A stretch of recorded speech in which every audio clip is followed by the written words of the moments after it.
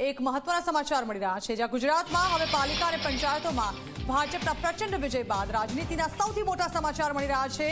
મોટી ખબર એ છે કે ગુજરાત ભાજપના અધ્યક્ષ ખૂબ જ જલ્દી બદલાશે। જી હા, ગુજરાત ભાજપની ટીમને બહુ જલ્દી મળશે નવા કેપ્ટન। મુખ્યમંત્રી ભૂપેન્દ્ર પટેલની હાજરીમાં સી.આર. પાટીલે નિવેદન આપ્યું છે।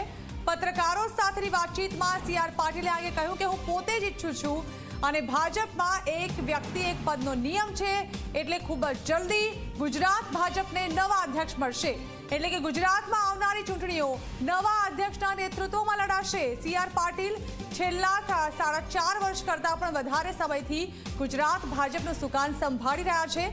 20 જુલાઈ 2020માં પાટીલે પ્રદેશ અધ્યક્ષ તરીકેની જવાબદારી સંભાળી હતી અને હવે તેઓ મોદી સરકારમાં મંત્રી બન્યા હોવાથી ગુજરાત ભાજપને ખૂબ જ જલ્દી મળશે નવા પાર્ટી અધ્યક્ષ।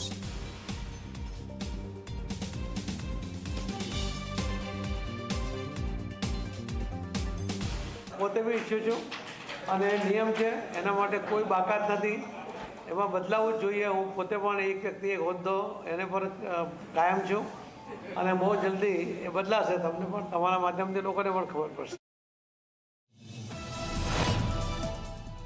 ગુજરાતમાં પ્રથમ વખત 27% ઓબીસી